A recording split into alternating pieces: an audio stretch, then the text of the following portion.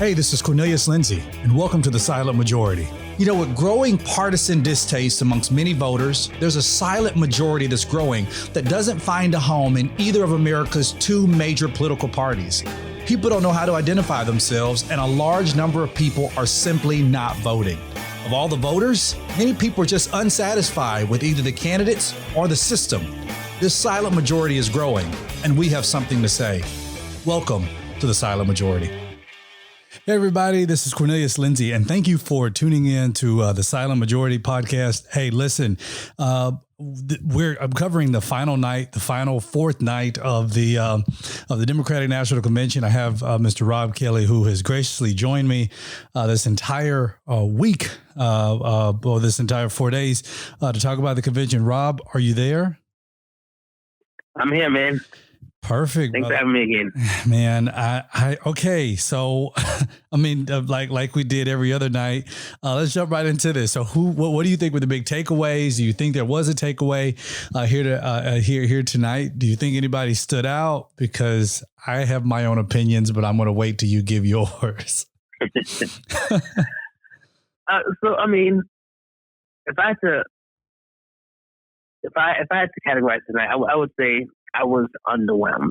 I just there was a lot of things that were just seemed random and out of place to me. Yeah. There was some good things, I think, but overall, I think that to me this seems more like a first night. I definitely felt like last night was the most impactful night. Yes. I think the biggest takeaway, the good thing is that I think Joe Biden himself actually did a great job with the speech, and I'm not sure if it's because I had such low expectations going in. I think everybody did. But yeah, and so I think the expectations were so low that him actually, giving a speech for however long it was, I think that it kind of surprised everybody. So, I mean, I think he actually did a great job, and I heard a lot of commentary so far as saying this was one of the best speeches he's ever given in his life. Or, this is one of the best speeches people have heard from him. So, I think for him, it was definitely a win. Yeah, tonight for me, I echo your sentiments. I thought it was underwhelming. I thought that I felt like whatever the central theme of tonight. Now I can't remember what it was right now, but I felt that the central theme was somewhat lacking in the storytelling. It was heavy on military, of course, with Bo Biden.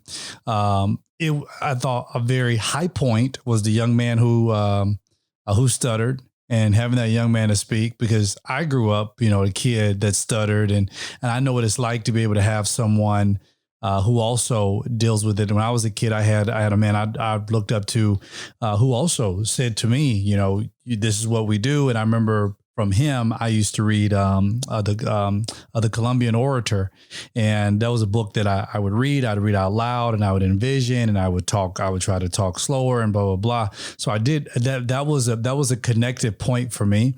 The 92-year-old, World War II veteran. You had Senator Tammy Duckworth. I mean, he's just going down the line about the military.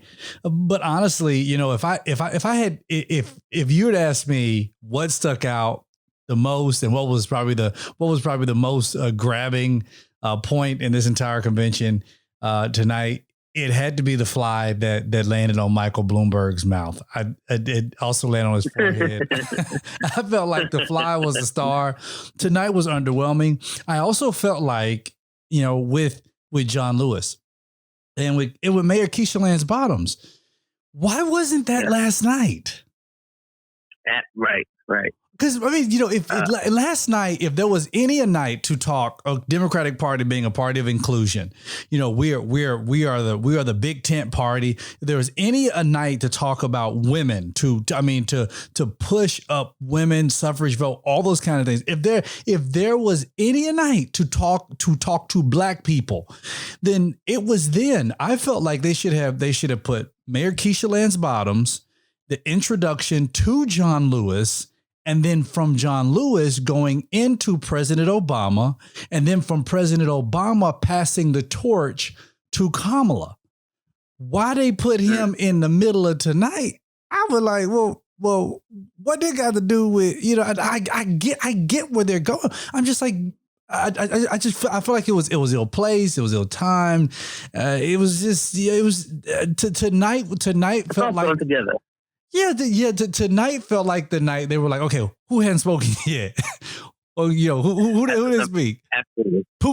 Pete Buttigieg, we're gonna get you to speak. Who else to speak? Okay, we're gonna get you to speak. And they start pointing at people.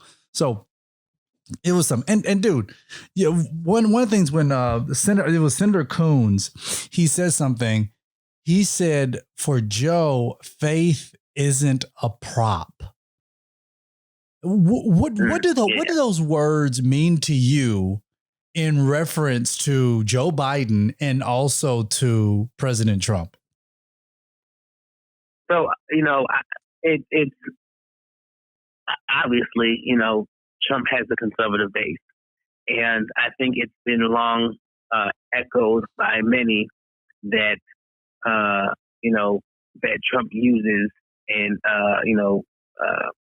religious rhetoric to amplify his base. So I think that they did kind of try to use today to show Biden in a more religious light than he's been shown in prior days, and even in general, to try to, they showed him as a man of faith, even showing that that minister asked him a question about how would faith guide his decision making. Yeah. And then he goes into that, he's a practicing Catholic, a